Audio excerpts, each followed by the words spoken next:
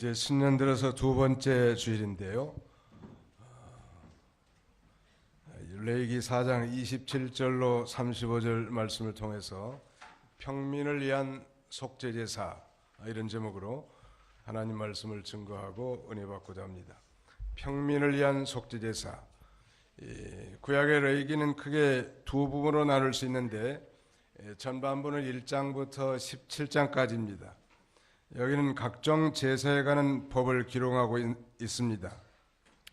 이것은 이 제사 제도를 통해서 하나님으로부터 분리시키는 죄와 각종 불결함으로부터 그 불결함을 제거시키는 역할을 하고, 또 사람과 하나님 사이 잃어버린 생명적 교제를 회복하기 위한 것입니다. 뿐만 아니라 나머지 후반부에는 이제 18장부터 27장까지인데 여기는 이제 성결에 관한 법을 기록하고 있습니다. 하나님의 언약 백성들이 이제 거룩하신 하나님과의 바른 관계를 유지할 수 있도록 이 선결 의무를 기록한 것이죠.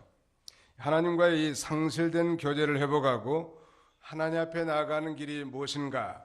오늘 이 레위기는 바로 그것에 대한 해답을 제시해 줍니다. 죄 많은 인생들이 어떻게 거룩하신 하나님 앞에 나갈 수 있겠는가? 그것은 바로 이 제사 제도, 다시 말씀드리면 동물의 피 제사를 통해서 하나님 앞에 가까이 나아가 이 생명적 교제를 할 수 있도록 가르쳐 주는 것입니다. 특별히 오늘 본문 4장에는 인간의 죄를 사함받기 위한 속죄 제사에 대한 규례를 말하고, 제가 봉독한 27절로 35절까지의 내용의 말씀은 특별히 평민을 위한 속죄 제사에 대해서 기록하고 있습니다. 그러나 우리가 기억할 것은 이 모든 이 구약의 이 제사는 장차 우리의 죄를 대속하기 위해서 이 땅에 속죄의 양으로 오신 예수 그리스도의 이 속죄 제사, 즉 단번에 영원한 제사를 드리신 예수 그리스도의 제사를 예표하고 있는 것입니다. 예수님이 그렇게 말씀하셨죠. 인자가 온 것은 섬김을 받으려 함이 아니라 도리어 섬기려 하고 자기 목숨을 많은 사람들을 위한 대속물로 주려 함이니라. 이 대속물, 즉 인간을 대신해서 이 제물이 되어주신 분이 바로 예수님이시란 말이에요. 오늘 이 평민을 위한 속죄 제사의 5단계를 우리 주보에 기록해 놨는데요. 거기를 한번 보실까요? 오늘의 말씀 요약, 평민을 위한 속죄 제사. 평민을 위한 속죄 제사의 5단계 순서가 무엇인가? 우리 뜻을 생각하면서 한번 따라 읽어보도록 하겠습니다. 흠없는 제물을 끌고 올 것, 제물의 머리에 안수하고 잡을 것, 피를 번제단 뿔에 바를 것, 모든 기름을 단 위에 불사를 것, 제사장은 속죄를 선언할 것. 이와 같은 이 5개의 이 순서대로 이 평민이 죄를 지었을 경우에 그 죄 문제를 해결 안 받고 용서받는 과정을 설명하고 있습니다. 우리 인간에게 있어서 가장 중요한 문제는 죄 문제라고 할 수 있습니다. 그러므로 이 죄 문제보다 더 중요한 문제는 없는 거예요. 오늘 우리가 이 중대한 이 거룩한 주일에 함께 모여서 우리 하나님 앞에 예배드린 것도 바로 예수 그리스도로 말미암은 이 죄 사함을 통한 하나님 앞에 영광을 드리는 것이고 예배를 드리는 것이란 말. 단순한 이 심령의 위로와 평안을 얻는 것 훨씬 뛰어넘는 이 죄의 문제가 해결되는 것이 중요하고, 이러한 이 속죄 신앙을 갖는 것이야말로 우리로 하여금 능력 있는 봉사와 함께 주 앞에 충성할 수 있게 해주는 거예요. 미안하지만 아직도 속죄 신앙이 없고 예수 그리스도께서 이 땅에 오신 진정한 목적을 깨닫지 못한다고 한다면, 우리는 정말 이 시간이라도 그 예수 그리스도의 이 속죄의 의미를 깊이 깨닫고 사죄의 은총, 즉 죄사함에 대한 은혜를 회복하고 바른 신앙 가운데 서야 할 것입니다. 만일 평민 중에 한 사람, 그러니까 일반 보통 사람 중에 한 사람, 제사장도 아니고 족장도 아니라 가난한 일반 평민들이 범죄했을 경우에 5가지 순서를 거쳐서 죄 용서를 받습니다. 물론 예수님이 오시기 약 1500년 전에 율법을 통해서 규정한 내용입니다만, 일단 이 평민 중에 하나가 만일 부지 중에, 다시 말씀드리면 실수로 여호와의 금령 중 하나를 범했다가 그 죄에 대한 깨달음을 얻게 될 때, 그 첫 번째 단계는 이 동물, 즉 흠없는 짐승을 이 제사장 앞으로 끌고 오는 것입니다. 물론 성전으로 가겠죠. 당시에는 성막이었으니까 성막 안에 봉사하는 제사장 앞에 이 짐승을 끌고 오는 거예요. 그리고 두 번째 단계는 그 짐승을 제사장이 보는 앞에서 자기 손으로 이 짐승의 머리에 안수를 하게 됩니다. 그 다음에는 이제 안수받은 그 짐승의 목을 따서 피를 흘리게 해가지고 피를 그릇에 받아서 그 피의 일부분을 손가락에 찍어서 바깥에 불타는 이 번제단의 뿔에 바르는 거예요. 그리고 나머지 모든 기름은 화목제의 기름과 제사와 함께 같이 그 모든 제물을 하나님 앞에 불태워서 이제 향기로운 기름이 되게 한 다음에 이제 마지막 이 제사장은 선포하는 거예요. 이제 내 죄가 사하여졌느니라 라고 선포하면 이제 랄랄라 하고 이제 사죄 은총과 기쁨 가운데서 집으로 돌아가는 거예요. 가다가 평소에 보기 싫은 놈을 또 만나가지고 또 죄를 범했습니다. 그러면 다시 똑같은 방법을 계속하는 거예요. 짐승을 잡아가지고 안수한 다음에 목을 따서 피를 받아서 그 피를 번제단 뿔에 바르고 나머지 기름은 전부 불태워서 하나님의 이 제사장 앞에 이제 선포받아요. 내 죄가 용서받았다 하고 이 사죄의 자유함을 누리고 또 집에 가다가 집에서 음식 먹다가 또 죄를 진 거예요. 그러면 똑같은 반복된 이런 죄사함 방법을 계속하는 거예요. 그러니 구약시대 때는 이 짐승의 피가 강물처럼 흐를 수밖에 없었던 것이죠. 우리가 1500년 뒤로, 아니 1500년 이제 이 레이기가 기록된 이후로 1500년 앞으로 이제 거슬러 올라간다면 바로 이 짐승 대신에 예수님이 이 땅에 오셔서 단 한 사람의 죄가 아니라 인류의 모든 죄를 단번에 지시고 단번에 영원한 속죄를 하늘 성소에 들어가심으로 속죄 제사를 드려놓은 거예요. 그리고 2000년 전에 그 단번에 영원한 속죄 제사를 지어놓은 그 예수 그리스도를 이제 우리는 예수 그리스도를 자신의 구주로 믿음으로, 즉 그가 피 흘리시고 그가 살이 찢기신 것은 곧 나의 죄 사함을 위한 제사였다는 사실을 진실로 믿고 그분을 나의 구주로 영접하고 이제 그분을 의지하고 이제 죄를 멀리 떠나서 의로운 삶을 살게 하시는 것입니다.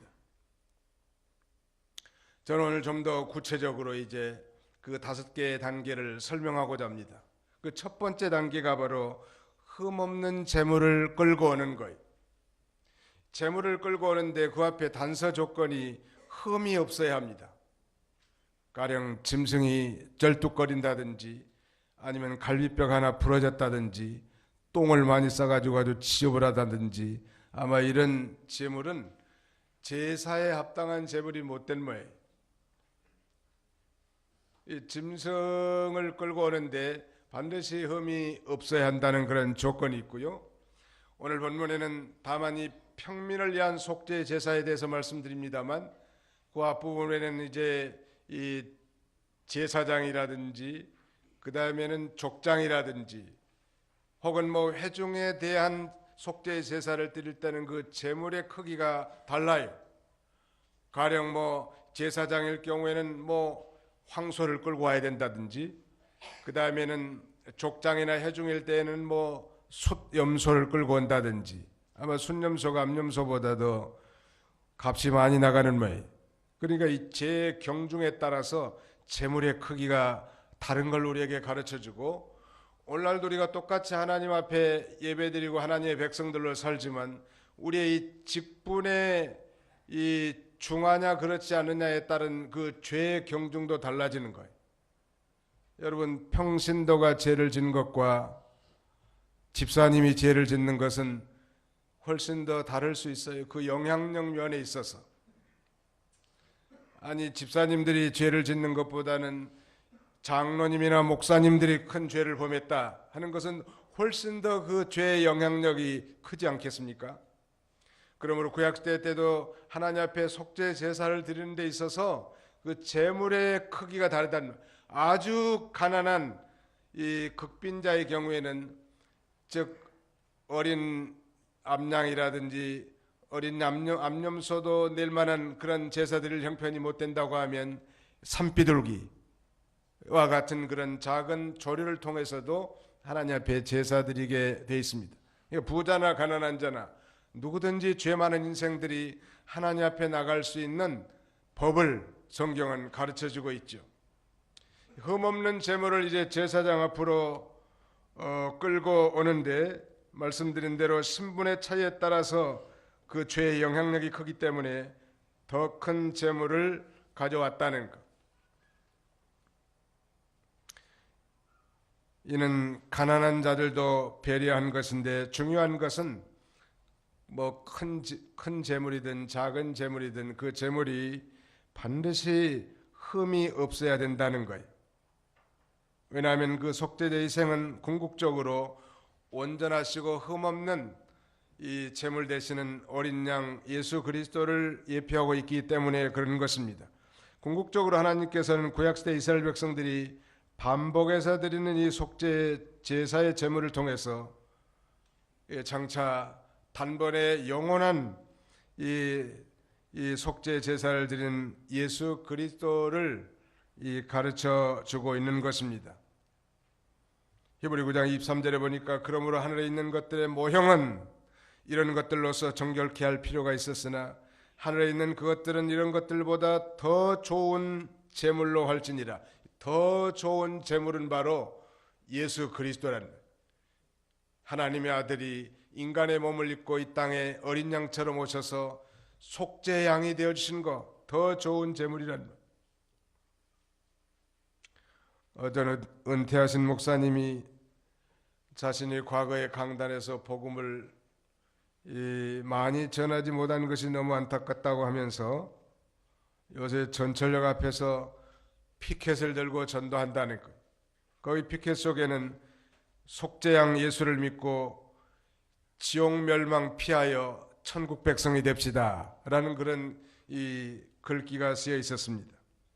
사랑하는 성도 여러분, 오늘 2017년이 정초에 우리가 정말 가장 기본적인 속죄의 신앙을 다시 한번 재확인하고, 정말 나를 위해서 벌써 2000년 전에 저 십자가에 달려 죽으신 예수님이 우리 인간의 죄를 대속하기 위한 이 속죄 양으로 오셔서 이미 다 구원을 다 성취해 놓으시고, 이제 누구든지 그 예수 그리스도를 믿으면 과거와 현재 그리고 모든 미래의 죄까지도 다 용서받고 하나님의 자녀로서 복된 삶을 살 수 있지 않습니까? 이걸 재확인하고 우리가 금년을 새롭게 사는 한 해가 다 되시기를 주님의 이름으로 축원합니다. 두 번째는 제물의 머리에 안수하라고 했습니다. 그리고 이제 죽이는 거예요. 제물의 머리에 이제 안수를 하는 것인데요, 가령 이 종이 양이라고 생각하고 제가 죄인입니다. 죄를 짓고 죄를 용서받기 위해서 이제 여러분들이 제사장이라고 합시다. 제사장 앞에서 이제 제물을 끌고 와서 저는 이 어린 양 앞에 이렇게 안수를 하면서 아마 고백하겠죠. 하나님 앞에 지은 죄가 많습니다 하면서 구체적인 하나님 앞에 잘못한 죄들을 다 고백하는 거예요. 그리고 이 안수한다는 것은 어떤 의미가 있는가 하면 이 전가되다, 그런 의미가 있습니다. 전가라는 말, 임피테이션이라는 말은 이 사람의 죄가 이 속죄받는 속죄 양에게 건너가는 거예요. 그래서 이제 이 안수하다는 말은 전가하다 혹은 떠넘기다, 그런 말이 있어요. 그러니까 내가 죄를 용서받기 위해서는 이제 이 흠없는 짐승을 끌고 와가지고 제사장이 보는 앞에서 그 짐승의 머리에 이렇게 자백하고 기도하면서 안수하면 내 죄가 이 어린 양에게 건너가는 거예요. 죄의 싹은 사망이라고 하지 않았습니까? 그러므로 죄값은 내가 마땅히 죽어야 되겠는데 내 죄가 이제 이 양에게 건너갔기 때문에 이제 죽을 대상은 이 양이란 말이에요. 그래서 이제 이 안수를 반드시 하는 것입니다. 그러므로 이 자신이 가진 것을 다른 존재에게 전가시키는 의미가 있는데 안수가 그 자신과 안수받는 대상이 동일시 되는 것을 가리킵니다.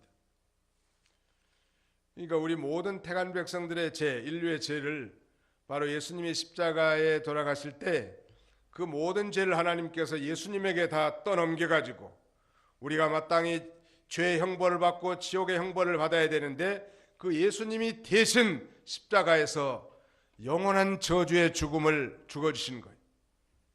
그리고 이제 나는 죄를 다 떠넘겨버렸으니까 이제 나는 죄가 없고 이 양이 죄인 아닙니까? 그래서 그 양을 이 세 번째 이제 잡는 거예요. 거기 한번 먼저 성경을 읽어보실까요? 레위기 16장 뒤로 한 몇 장 넘어가 봅시다. 레위기 16장 21절로 22절을 읽으시기 바랍니다. 레위기 16장. 아론은 그의 두 손으로 살아있는 순념소의 머리에 안수하여 이스라엘 자손의 모든 불의와 그들의 범죄로 인한 모든 반역과 모든 죄과를 순념소 위에 고백하고 그것들을 순념소의 머리에 올려놓아 미리 정한 사람의 손을 맡겨 광야로 보내야 한다. 그 염소가 그들의 모든 불의를 자기에 짊어지고 인적이 없는 땅에 이르면 아론은 그 순념소를 광야에 놓아 주어야 한다. 예, 여기서는 이제 대속죄일에 행하는 그 제사에 대한 샘플을 보여주지만 우리가 여기서 이 착안할 수 있는 이 중요한 것은 백성의 대표인 아론 대제사장이 그의 두 손으로 살아있는 순념소의 머리에 안수한다고 했습니다. 여기서는 이 대속죄일에 이스라엘 민족 모든 백성을 대표해서 대제사장 아론이 이 순념소의 머리에 안수하고 이스라엘 자손의 모든 불의와 그들의 범죄를 한 모든 반역과 모든 죄가를 순념소 위에 고백하고 그것들을 순념소의 머리에 올려놓아 그랬고요. 22절에는 그 순념소가 그들의 모든 불의를 이 자기 위에 짊어지고 그랬습니다. 그러니까 아론이 백성을 대표해서 자복한 모든 죄가 이 순념소에게 건너갔고 이 순념소는 이제 그 모든 죄를 짊어지고 광야의 무인지경으로 나가게 되는 거예요. 우리 평민을 위한 속죄 제사는 그 과정이 있지는 않지만 원리는 똑같아요. 중요한 것은 자기가 짐승을 흠없는 걸 끌고 와가지고 자기가 그 짐승의 머리에 안수하고 제사장이 보는 앞에서 그 다음에 이제 세 번째는 이제 이 자기가 그 짐승의 목에 칼로 찌르는 거예요. 무시무시한 거 아니에요? 쥐새끼 한 마리 잡아도 벌벌 떠는 사람들인데 상당히 큰 양이나 염소를 자기가 죽이는 거예요. 그 뭐 칼로 찔렀을 때 피가 얼마나 낭자하게 흘렀겠습니까? 그걸 통해서 뭘 가르쳐 주려고 하는가 하면 정말 이 죄의 결과가 얼마나 비참하다는 사실을 깨닫게 해주는 거예요. 제사 지낼 때마다. 그 잔인하게 흐르는 그 염소나 양에게서 흘러나오는 그 피를 보면서 그 죄의 결과의 심각성이 얼마나 대단한가를 가르쳐 준다는 말. 여러분, 우리 그리스도인들에게서 가장 두려워하고 가장 이 조심해야 할 일이 뭐는가 하면 그건 죄이라고 할 수 있습니다. 죄 짓지 맙시다. 옆에 사람 귀에다 한번 대고 한번 얘기해 봅시다. 죄 짓지 맙시다.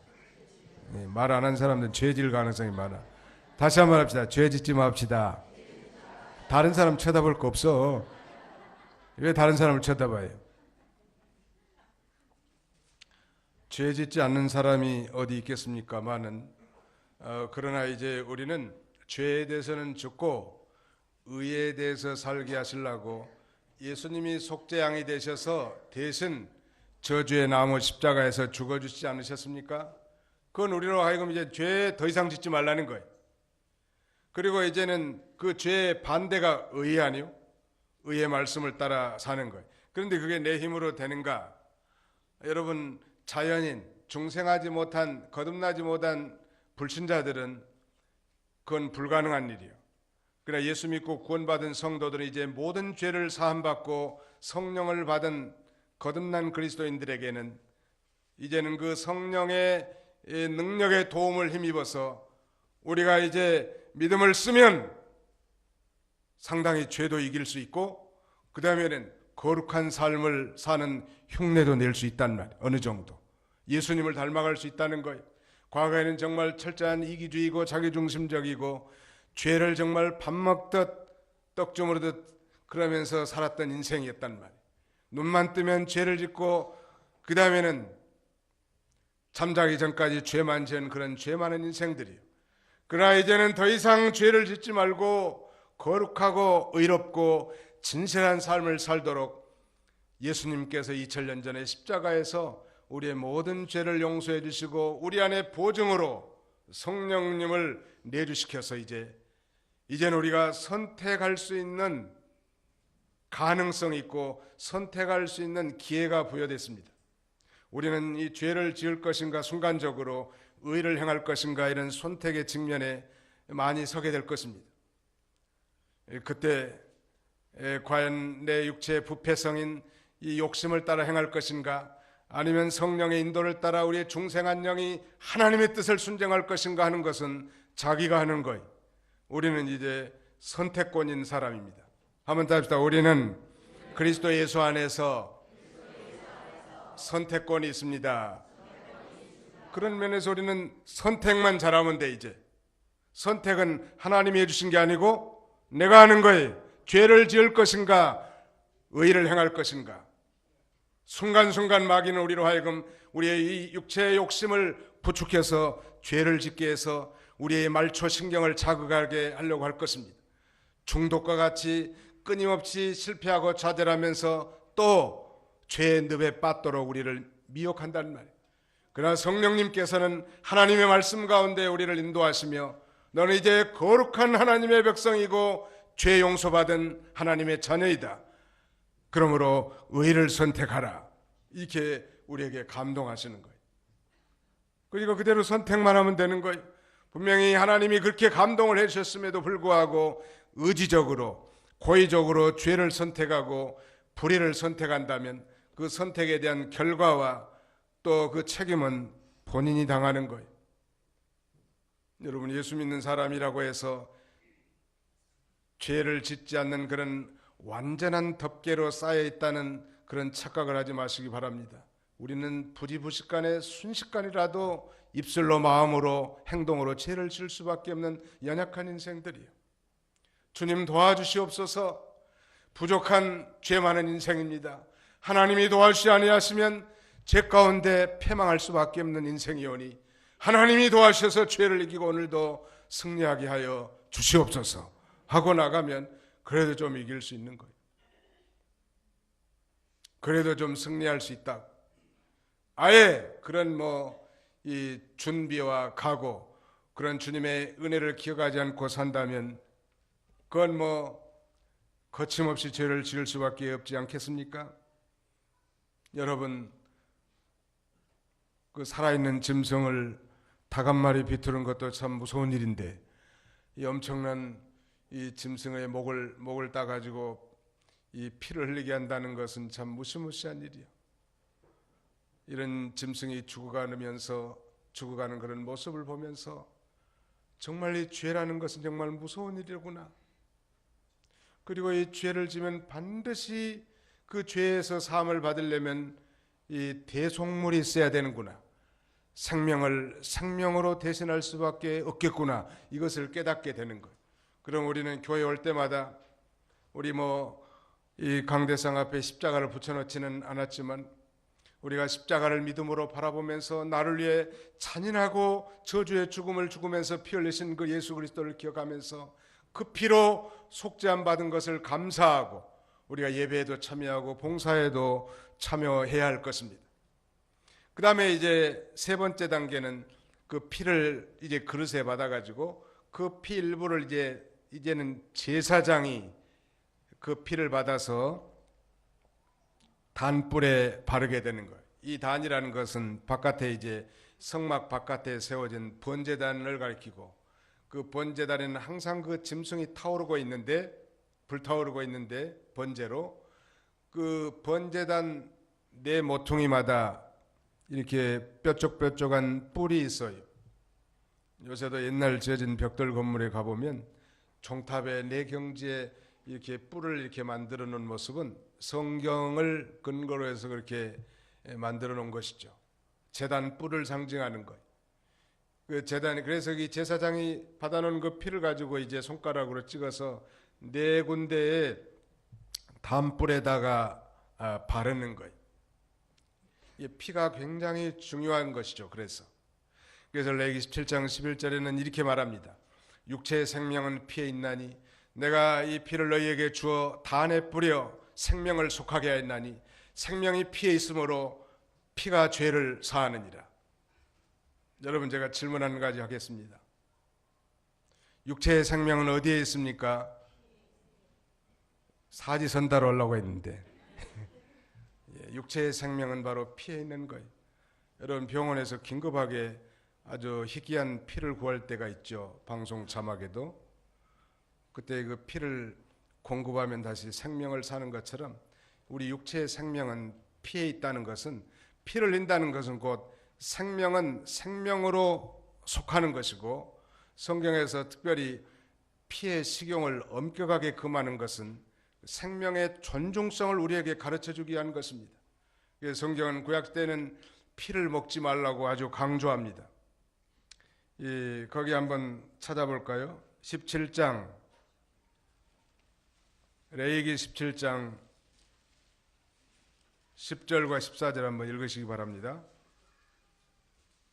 레위기 17장 10절과 14절 17장 1절 17장 10절 이스라엘 집에 속한 사람이나 그들 가운데 거주하는 거류민 중에 어떤 사람이 무슨 피든지 먹으면 내가 그 피를 먹은 사람에게 진노하여 그를 백성 중에서 끊을 것이니 또 14절 이는 모든 육체의 생명은 피이며 그 피에 그의 생명이 있으므로 내가 이스라엘 자손에게 말하기를 너희는 어떤 육체의 피든지 먹지 마라 하였다.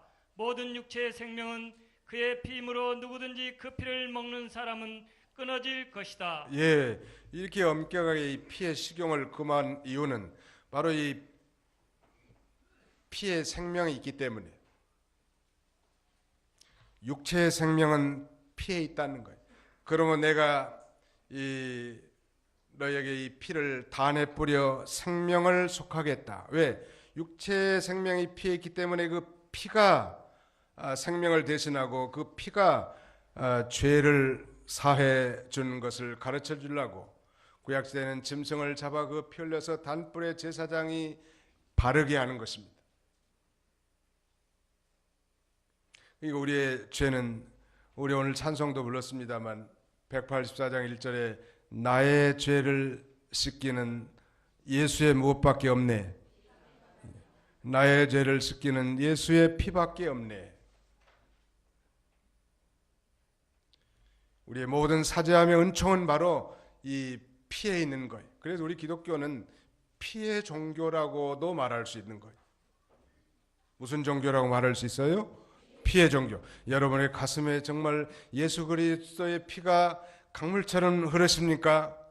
예수 그리스도의 피와 나하고 전부 상관이 없다. 그건 심각한 문제가 있는 거예요. 왜? 예수 그리스도의 피로 나의 모든 죄가 깨끗하게 씻음 받았기 때문이죠.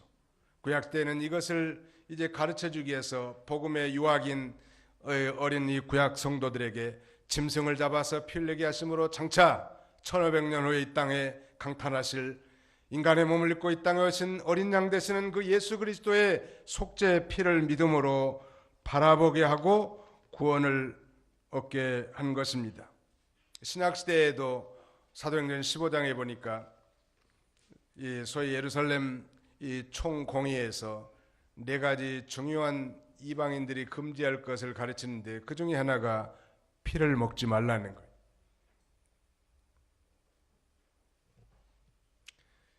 피가 바로 생명과 대등하다는 거예요.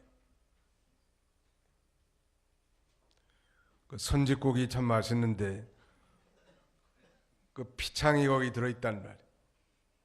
워싱턴에 가면 워싱턴 DC 근방에 버지니아의 애난데일이라고 하는 도시가 있는데요. 거기가 소위 우리 코리안 타운이 형성돼 있어요. 거기 그 중심부에 예촌이라고 하는 한국 식당이 있는데 새벽 기도하고 우리 권사님들하고 아침 가서 식사를 종종 합니다만 거기서 이 봉사하는 웨이트리스들이 다 스페니시들이에요. 이들이 한국 사람들이 뭘 안 먹고 뭘 먹는지 너무 잘 알아. 그래서 벌써 해장국 시키면은 선지 빼고 이렇게 물어본다고 얘들이. 우리 한국말도 모르면서 선지는 알아. 왜냐하면 한국 사람들이 보통 새벽 온 사람들이 새벽 기도 끝나고 음식점에 와서 음식을 먹는데 선지국을 시켜놓고 해장국을 시켜놓고 꼭 선지는 빼라고 하거든. 그 사람들은 선지를 빼라고 하는 이유를 잘 모를 거예요. 근데 아마 이 피창을 피채 먹지 말라고 한 성경을 기억하고 아마 교인들이 그렇게 시켜서 종업원들이 아예 익숙해져 있는 것 같습니다. 육체의 생명은 바로 피에 있기 때문에 피가 죄를 사하는 거예요. 그래서 히브리 기자도 이렇게 말합니다. 율법을 따라 거의 모든 물건이 피로서 정결케 되나니 피가 없이는 사함이 없느니라. 한번 따라서 합시다. 피가 없이는 사함이 없습니다. 바로 이 피. 오늘 저는 여러분들에게 이 피를 강조하기 위해서 넥타이도 피 색깔을 쳤습니다. 여러분 아마 인식할지 모르지만 나는 상당히 고민한 거예요. 왜냐하면 여러분들이 정말 예수 그리스도의 피를 그렇게 가슴으로 좀 받아들이기를 원합니다. 그래서 정말 그 피로 내가 속죄함을 받았음을 찬송하고 우리의 수많은 이 속죄에 관한 찬송에서 예수 그리스도의 피가 나올 때마다 가슴이 정말 감동에 젖기를 바랍니다. 예수님의 피로 지금부터 2000년 전에 이제 반복되는 그런 구약의 제사가 아니라 단번에 영원한 제사를 드려주심으로 누구든지 예수 그리스도를 믿는 자는 자기가 인식하든 그렇지 않든 모든 죄를 용서받고 하나님 앞에 너는 의인이다 라고 이렇게 인정해 주는 거예요. 인정해 준 거 참 감사하잖아요.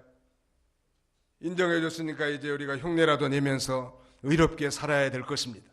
또 그렇게 살려고 하는 사람은 하나님이 힘주셔서 정말로 세상 사람들이 흠모할 만한 그런 의인의 삶을 살아갈 수 있는 것입니다. 여기 특별히 레위기 17장 11절에 보니까 그렇게 기록되어 있습니다. 17장 11절에 우리 성경에 보면 이는 육체의 생명이 피에 있기 때문에 내가 그것을 너희에게 주어 제단 위에서 너희 생명을 위하여 속죄하였으니 이는 생명을 속죄하는 것이 피이기 때문이다. 그러니까 이 제단 뿔에다가 이렇게 바르라고 했는데 바로 유대 백성들의 죄가 사함 받을 때 그 피를 제단 뿔에 바르지 않았습니까? 그래서 희생제물의 피를 하나님 앞에 보임으로써 제물을 드리는 자의 죄를 소감받기 위한 것입니다. 그 다음에 네 번째는 모든 기름을 단위에 불사를 것. 기름을 불사른다는 건 단순히 태워서 없애거나 죄를 만든다는 것이 아니고 하나님께 향기로운 냄새를 올려드리기 위해 제물을 정성껏 불에 태운다는 뜻입니다. 그때 하나님께서 그 제사를 인정하시고 만족해 하려는 것이죠. 이 향기로운이라는 말은 만족하다. 하나님이 만족할 만한 온전한 제사를 드리는 거예요. 여러분 구약의 창세기를 여러분 시작하셨을 텐데 4장에 가면 두 종류의 제사가 나오지 않습니까? 아벨과 가인의 제사가 나와요. 우리가 아는 것처럼 하나님께서는 아벨과 그 제물은 받으셨지만 그 제사를 가인의 제사는 받지 않았단 말. 여러 가지 추측이 많지만 왜 아벨과 그 제물을 하나님이 받았고 가인의 제사는 받지 않았을까? 라는 그 질문에 대해서 히브리 기자는 단 한마디로 표현합니다. 믿음으로 아벨은 가인보다 더 나은 제사를 드렸다고. 즉 믿음으로 드렸다고 하는 것은 더 엄밀하게 나가면 짐승의 피를 하나님 앞에 드리는 제사를 드렸다고 해석할 수 있는 것입니다. 모든 기름을 다 불태운 다음에 이제 마지막 한 가지 단계는 그거에 이제 제사장이 선언하는 거예요. The priest will make atonement for him for his sin. 제사장은 그를 위해서 속죄 선을 하는 거예요. 내가 죄 용서함을 받았느니라 라고 이렇게 선언해 주면 이제 이 사람은 자유의 몸, 모든 죄를 깨끗하게 용서받고 이제 집으로 돌아가는 것입니다. 이 속죄라고 하는 히브리 말은 카파르라고 하는 말인데 이 말은 덮다 그런 말이에요. 이 카파르라는 말은 역청 따위로 아주 완전히 덮어서 그 안의 내용이 보이지 않게 하다 그런 말이거든요. 여러분 우리가 죄를 지었는데 이 속죄 제사를 드림으로 하나님께서는 그 죄를 다 덮어버리고 죄가 없는 것으로 여겨주신다는 것. 그래서 유명한 다윗은 대죄를 지은 사람 아닙니까? 그럼에도 불구하고 시편 32편에서 다윗은 이렇게 노래합니다. 허물의 사함을 받고 그 죄의 가리우심을 받는 자는 복이 있도다. 그 마음에 간사가 없고 여호와께 정죄를 당치 않을 자는 복이 있도다 라고 말하는 거예요. 간음죄와 살인죄를 범한 흉악한 죄를 지은 다윗이 자기 죄가 정말 이 장차 오실 예수 그리스도의 대속의 은혜로 말미암아 하나님 앞에 죄 짓지 않는 것처럼 가려졌다는 사실을 믿음으로 바라보고 그는 사죄의 은총을 하나님 앞에 그렇게 노래할 수 있었다면 오늘 동일하게 21세기에 사는 우리 성도들도 마찬가지 예수 그리스도를 진실로 믿는다면 나의 모든 죄가 하나님 앞에 가려워져서 너는 죄가 없다가 아니라 너는 의인이다 이렇게 인정해 주는 거예요. 감사하잖아요. 바로 그 피로 우리의 모든 죄를 다 용서받았습니다. 이제 말씀을 맺겠습니다. 히브리 기자는 이렇게 말합니다. 죄 많은 인생들로 하여금 하나님 앞에 나올 때 그 피로 모든 죄를 용서함 받았기 때문에 이제는 담대하고도 당당하게 나가라는 거예요. 에베소 3장 12절에 우리가 그 안에서 그를 믿음으로 말미암아 담대함과 함께 당당히 나아감을 얻느니라. 히브리 4장 16절에 이렇게 말씀하고 있습니다. 그러므로 긍휼하심을 얻고 때를 따라 돕는 은혜를 얻기 위해서 은혜의 보좌 앞에 담대히 나갈지니라 라고 말하고 더 구체적으로 히브리 10장 19절 이하에는 그러므로 형제들아 우리가 예수의 피를 힘입어 성소에 들어갈 담력을 얻었나니 그 길은 우리를 위해서 열어놓으신 새롭고 산 길이요 휘장은 저의 육체니라 라고 말씀합니다. 구약시대의 이 성막 제도를 통한 이 제사 제도는 궁극적으로 예수 그리스도 안에서 성취됐음을 노래하고 신약시대에 이제 사죄함의 은총을 받은 성도들이 하나님 앞에 날마다 예수님의 피를 힘입어 당당하고도 하나님의 자녀로서 담대하게 나가 우리의 모든 것을 구하라는 것.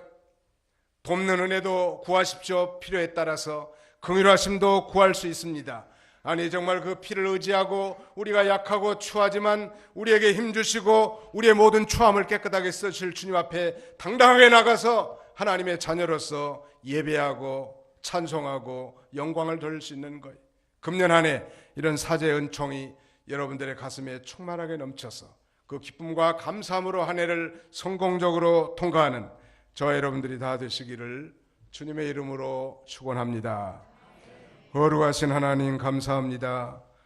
안식일을 기억하여 거룩히 지키라고 말씀하신 주님, 오늘도 사랑하는 성도들을 주 앞에 한 자리에 불러 모으시고 구약의 이 제사 제도를 통해서 오늘 우리가 정말 단번에 영원한 제사를 이 성취해 놓으신 예수 그리스도를 믿음으로 말미암아 믿는 우리가 모든 죄를 용서받고 하나님의 자녀가 되었음을 확인케 하시고 날마다 우리가 육신의 연약함으로 짓는 모든 죄들 가운데서도 하나님 앞에 나와 십자가를 바라보고 그 피의 공로에 의지하여 자백하고 회개함으로 날마다 정결함을 얻고 깨끗함을 얻어서 하나님의 자녀로서 봉사하고 충성하고 예배드리고 이웃을 섬기며 하나님 앞에 영광 돌리는 삶을 살아가는 저희들이 다 되도록 우리 하나님께서 은총을 나려 주시옵소서.